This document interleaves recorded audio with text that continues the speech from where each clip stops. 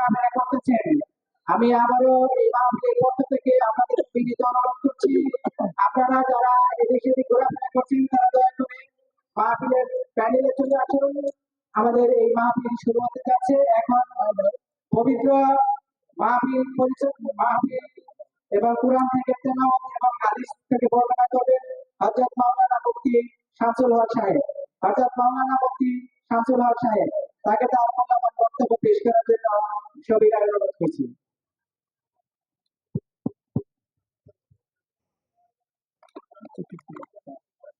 আলহামদুলিল্লাহ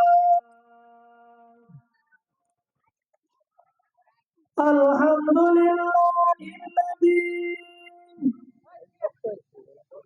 আলহামদুলিল্লাহি আলী যাতি আযীম সিফাতি সামি সিমাতি কবীর শান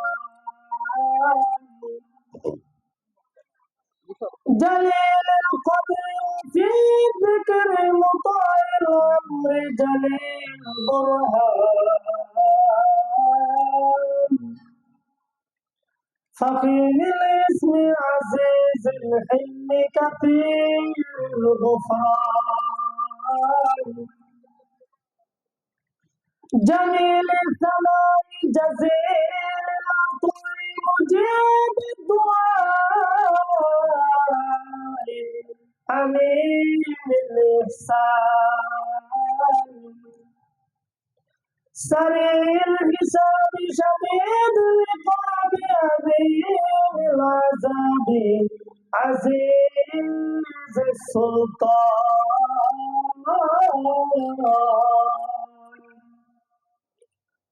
ونشهد أن لا إله إلا الله وحده لا شريك له ونشهد أن سيدنا وسندنا وحبيبنا ومولانا محمدا عبده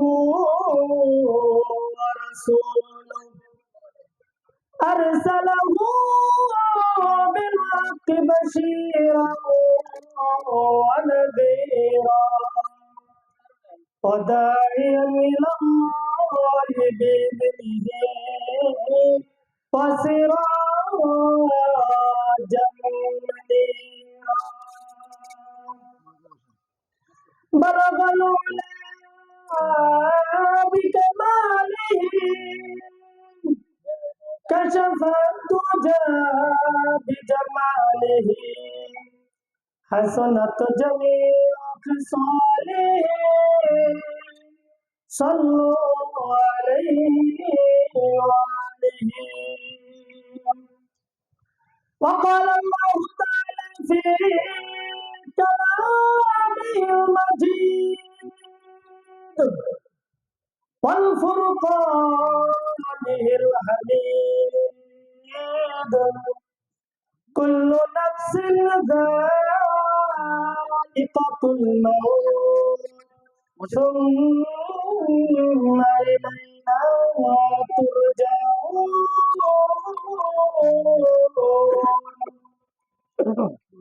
وقال الله تعالى في كلامه المجيد والفرقانه الحميد فإذا جاء أجلهم لا يستغفرون ساعة ولا يستقدمون মহান রব্বুল আলামিনের দরবারে লাখ কোটি শুকরিয়া যে মহান রব্বুল আলামিন রঘুনাথপুর কান্দাপটল কবরস্থানের বার্ষিক মাহফিলের সম্মানিত সভাপতি আলেম উলামা ইকরামগণ, আমার প্রাণ প্রিয় মুসল্লি ভাইরা, মহান আল্লাহ পাক আমাদেরকে এখানে বসার জন্য, আসার জন্য, এই জান্নাতুল বাগানের মধ্যে বসার জন্য মহান আল্লাহ পাক আমাদেরকে তৌফিক দান করেছেন। এই জন্য মহান আল্লাহ পাকের সামনে অন্তরের অন্তরস্থল থেকে আল্লাহ পাকের শানে একবার শুকরিয়া আদায় করি আলহামদুলিল্লাহ। সাইয়্যিদুল মুরসালিন খাতামুন নবীন সর্বশেষ নবী, যার পরে আর কোন নবী আসবে না, সেই নবী করিম সাল্লাল্লাহু আলাইহি সাল্লামের শানে একবার দুরূদ শরীফ পড়িয়ে সাল্লাল্লাহু আলাইহি ওয়াসাল্লাম। আল্লাহ রাব্বুল আলামিন কোরআনে পাকের মধ্যে ঘোষণা করেন, লাইন শাকারতুম লাযিদান্নাকুম ওয়া লাইন কাফারতুম ইন্না আযাবি লাশাদীদ। আল্লাহ রাব্বুল আলামিন বলেন, বান্দা আমার নিয়ামত পেয়ে যদি নিয়ামতের শুকরিয়া আদায় করো, লাযিদান্নাকুম, অবশ্যই অবশ্যই আমি আল্লাহ পাক তোমার নিয়ামতকে আরো বাড়িয়ে দিব। ওয়ালাইন কাফারতুম, যদি আমার নিয়ামত পাওয়ার পরে নিয়ামতের অশুকরিয়া আদায় করো, ইন্না আযাবি লাশাদীদ, তোমার জন্য কঠিন আযাবের ব্যবস্থা আমি আল্লাহ পাক করে রাখছি। এজন্য কোরআন বলেন, শুকর নিয়ামত নিয়ামতে ফাযুকুনা, শুকর নিয়ামত নিয়ামতে ফাযুকুনা, কুফর নিয়ামত নিয়ামতে আফারকুনা। বান্দা আমার নিয়ামত পেয়ে যদি নিয়ামতের শুকরিয়া আদায় কর, আমি আল্লাহ রাব্বুল আলামিন তোমার নিয়ামতকে বাড়িয়ে দিব। আর যদি আমার নিয়ামত পেয়ে নিয়ামতের শুকরিয়া আদায় না করো, তোমার কাছ থেকে তোমার নিকট থেকে আমি নিয়ামতকে ছিনিয়ে নিব। মহান আল্লাহ পাক আমাদেরকে এই কবরস্থানের নিকটে কোরআন এবং হাদিসের আলোচনা করার জন্য, বসার জন্য, শোনার জন্য, শ্রবণ করার জন্য আল্লাহ পাক তৌফিক দান করলেন। এই জন্য আরেকবার শুকরিয়া আদায় করি আলহামদুলিল্লাহ। কোরআনের আয়াত থেকে আমি তেলাওয়াত করছি আলহামদুলিল্লাহ। এখান থেকে কিছু অর্থ এবং ব্যাখ্যা বিশ্লেষণ করে যত সম্ভব চেষ্টা করব। আল্লাহ রাব্বুল আলামিন কোরআনের পাকের মধ্যে ঘোষণা করেন, কুল্লু নাফসিন যায়িকাতুল মাউত সুম্মা ইলাইনা তুরজাউন। প্রত্যেকটা জীবকে, প্রত্যেকটা নফসকেই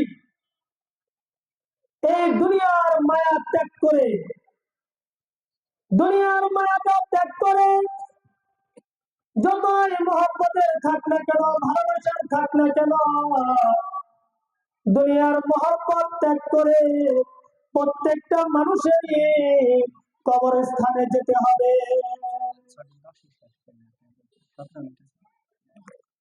প্রত্যেকটা লোককেই কবরস্থানে যাইতেই হবে। শুধু তাই নয়, আয়াতের সামনে আল্লাহ রাব্বুল আলামিন বলেন, সুম্মা ইলাইনা তুরজাউন।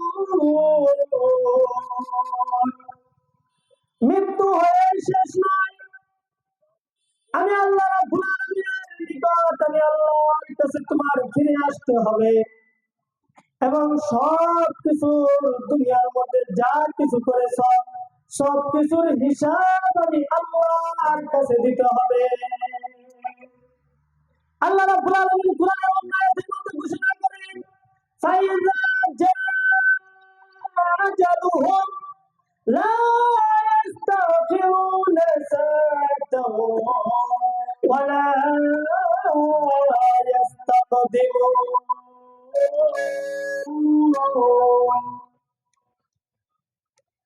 আল্লাহ রাব্বুল আলামিন বলেন প্রত্যেকটা মানুষেরই দুনিয়ার মধ্যে যে আসবে আমি আল্লাহ পাক নির্দিষ্ট একটা সময় দিয়ে দুনিয়ার মধ্যে পাঠিয়েছি।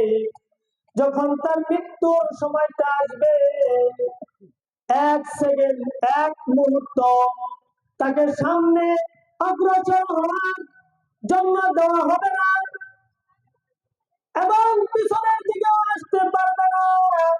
আল্লাহ রাব্বুল আলামিন কুরআনের অন্য আয়াতের মধ্যে ঘোষণা করেন, হে দুনিয়ার মানুষ, মানুষ যখন দুনিয়া থেকে বিদায় হয়ে যায়,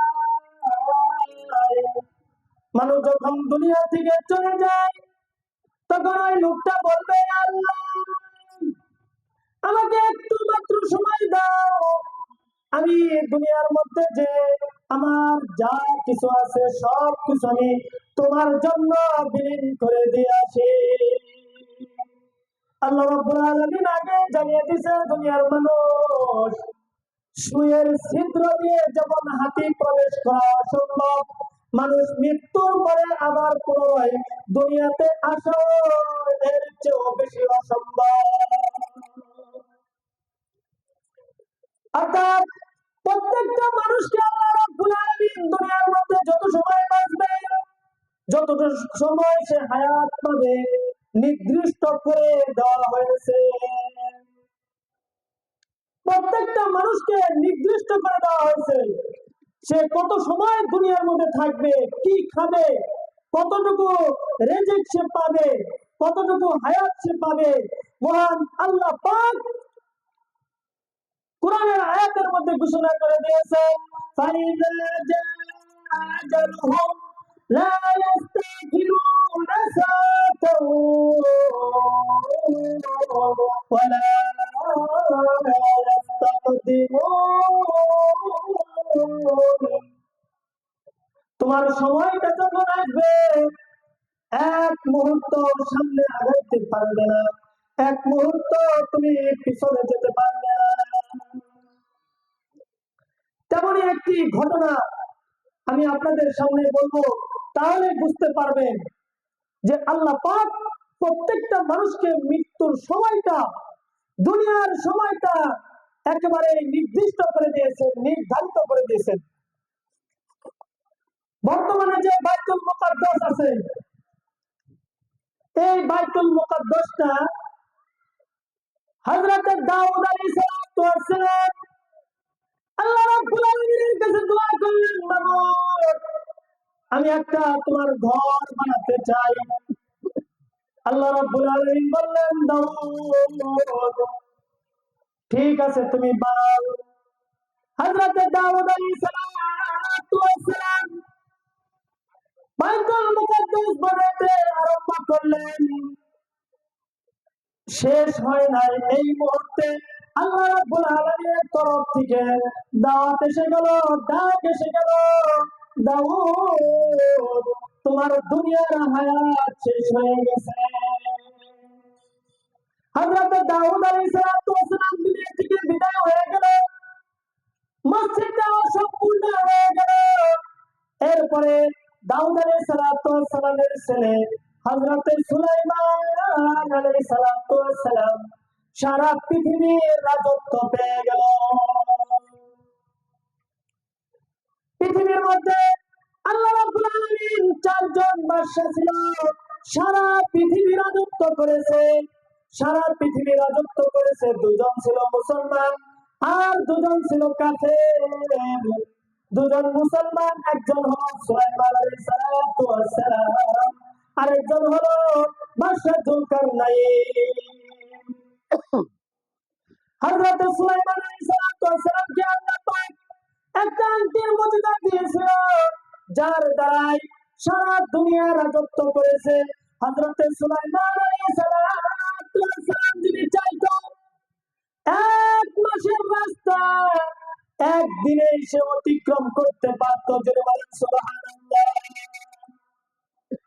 এক মাসের রাস্তা একদিনে অতিক্রম করতে পারত। হযরত সুলাইমান আলাইহিস সালাম আল্লাহ রাব্বুল আলামিনের দরবারে দোয়া করলেন, মাবুদ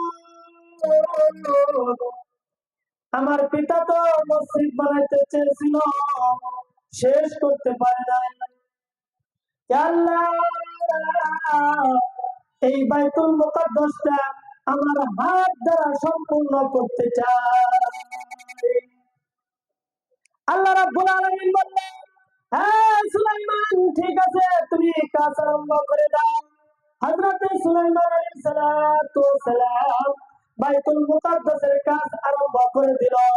জিন দ্বারা, পরী দ্বারা এবং মাখলুকাত দ্বারা, অর্থাৎ আল্লাহ রাব্বুল আলামিন হযরতে সুলাইমান আলাইহিস সালাতু ওয়াস সালামকে সমস্ত পাখিগুলো, সমস্ত পশু পাখি, জিন দাও, সব কিছু পরিগুলো সুলাইমান আলাইহিস সালাতু ওয়াস সালামের অধীন করে দেওয়া হয়েছিল। সবকিছু সুলাইমান আলাইহিস সালামের অধীন করে দেওয়া হয়েছিল। সারা পৃথিবী রাজত্ব করছে।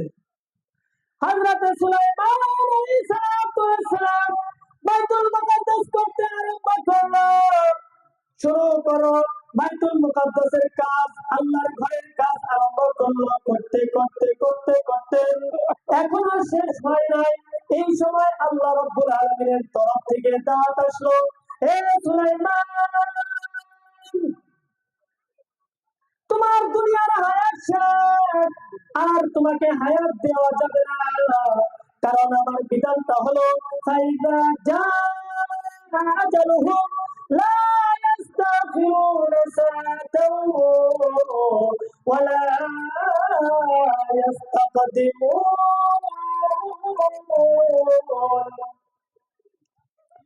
আমি দুনিয়াতে নির্দিষ্ট একটা হায়াত দিয়েছি। এই হায়াতটা যখন তোমার শেষ হয়ে যাবে, আর সামনে হায়াত দেওয়া যাবে না, তোমার সামনে আর আগাইতে বাড়তে পারবে না। আপনারা সকলে জানেন, বাদশা সাজ্জাদ ছিল বিশাল বড় লম্বা ঘটনা। আল্লাহ রাব্বুল আলামিন তাকে বিশাল অট্টালিকা দিয়েছিল, এমনকি দুনিয়ার মধ্যে জান্নাতও বানাইছিল। যখন জান্নাতের মধ্যে বানানোর পরে একটা পা মাত্র ঢুকাইছে, এই মুহূর্তে আজরাইল আলাইহিস সালাম এসে উপস্থিত। বাদশা সাজ্জাদ জান্নাত বানাইছিল, নাজ নিয়ামত আল্লাহর সাথে নাফরমানি করে, আল্লাহর সাথে টক্কর দিয়া জান্নাত বানাইছিল দুনিয়াতে বাদশা সাজ্জাদ। যখন একটা পা জান্নাতের গেটের কাছে চলে গেছে, এই সময় আজরাইল এসে হাজির। আজরাইল এসে হাজির। আজরাইল এসে বলতেছে, হে বাদশা সাজ্জাদ, আল্লাহর সাথে নাফরমানি করে তুমি বড় অন্যায় করেছ। সুতরাং তুমি যে দুনিয়ার মধ্যে জান্নাতটা বানাইছো, এখানে যাওয়ার তোমার অনুমতি নাই, কারণ তোমার হায়াত শেষ হয়ে গেছে। কারণ আল্লাহ রাব্বুল আলামিন আগেই জানিয়ে দিয়েছে কুরআন পাকের মধ্যে, এক মুহূর্ত তোমার হায়াত যদি শেষ হয়ে যায়, এক মুহূর্ত সময় দেওয়া হবে না। সুতরাং বাদশা সাজ্জাদ, তোমার হায়াত শেষ, তুমি দুনিয়া থেকে বিদায় হয়ে যাবে, তোমার জান্নাতে যাওয়া হবে না। এই জন্য ভাইরা আমার, দুনিয়ার মধ্যে যারা যত ক্ষমতা দেখিয়েছে, যেমন শেখ হাসিনা চাইছিল 119 বছর থাকবে, 130 সাল থাকবে, কিন্তু আল্লাহ পাকের প্ল্যানটা হলো, আল্লাহ পাকের কুদরতটি হলো 24 সাল যাওয়ার আগে তোমার দেশ ছেড়ে পালাইতে হবে। আল্লাহ পাকের সিদ্ধান্ত বড় কঠিন। আল্লাহ রাব্বুল আলামিন বলেন, ইন্না বাতশা রাব্বিকা লাশাদীদ, আমার পক্ষ বড় কঠিন, যখন আসবে কেউ রক্ষা পাবে না। হযরতে সুলাইমান আলাইহিস সালাম বাইতুল মুকাদ্দাস শেষ হয় নাই, এই মুহূর্তে সংবাদ আসছে, সুলাইমান, তোমার দুনিয়ার হায়াত শেষ। এবার আল্লাহর দরবারে দোয়া করলো, মাবুদ গো, আমি তো চাইছিলাম বাইতুল মুকাদ্দাসটা যেন আমার হাত দ্বারা শেষ হয়ে যায়, আমার হাত দ্বারা যেন শেষ হয়। আল্লাহ রাব্বুল আলামিন জানিয়ে দিলেন, সুলাইমান, তোমার হায়াত শেষ, সুতরাং দুনিয়া থেকে তোমার বিদায় হতে হবে। আমি কাউকে একটু এক মুহূর্ত সময় দেব না, কিন্তু তুমি একটা কৌশল করতে পারো। কৌশলটা হলো একটা কাছের ঘর বানাও, বাইরে থেকে যেন দেখা যায়। আর এই কাছের ঘরটা বানিয়ে সেখানে তুমি লাঠি ভর করে দাঁড়াও। আর জিনদেরকে পরীদেরকে বলো, যতক্ষণ পর্যন্ত না আল্লাহর ঘরের কাজ সম্পূর্ণ না হবে ততক্ষণ পর্যন্ত তোমরা কাজ আর বন্ধ করতে পারবে না। হযরত সুলাইমান আলাইহিস সালাম কাছের ঘরের ভিতরে যাওয়ার পরে লাঠির মধ্যে যখন ভর দিয়েছে, আল্লাহ রাব্বুল আলামিন আজরাইল আলাইহিস সালামকে বললেন, ও আজরাইল, সুলাইমান আলাইহিস সালামের রূহটা বের করে দাও। হযরতে সুলাইমান আলাইহিস সালামের রূহটা যখন বের হয়ে যায়, সুলাইমান আলাইহিস সালাম লাঠি ভর করে ওই অবস্থায় রয়েছে। এইভাবে মুফাসসির একরাম বলেন, তাফসীরের মধ্যে আসছে হযরত সুলাইমান আলাইহিস সালাম 1000 বছর লাঠির মধ্যে ভর দিয়েছিলেন। মসজিদের কাজ যখন শেষ হয়ে গেছে, হযরত সুলাইমান আলাইহিস সালামের লাঠিটা আস্তে করে ভেঙে সুলাইমান আলাইহিস সালামের লাশটা পড়ে গেছে। জিনরা সকলে গবেষণা করে দেখছে হযরত সুলাইমান আলাইহিস সালাম 1000 বছর আগে দুনিয়া থেকে বিদায় হয়ে গেছে। সুতরাং আমাদের আজকে যে গুরুত্বপূর্ণ মাহফিল কবরস্থান উদ্যোগে এখানে আমাদের আসতেই হবে। আল্লাহ পাক রাসূলের মাধ্যমে বলে, একটা কাজ যদি করে তাহলে কবরের শাস্তি থেকে মুক্তি পেয়ে যাবে, একটা কাজ করলে। যাই হোক, আল্লাহ পাক আমাদের সকলকে আমল করার জন্য তৌফিক দান করো, সকলে বলেন আমিন। আল্লাহ পাক আমাদের সকলকে কবরের জান্নাত নসিব করে দেয়। এখানে যারা আছে এদেরকেও আল্লাহ পাক জান্নাতের উঁচু মাকাম দান করো, সকলে বলেন আমিন।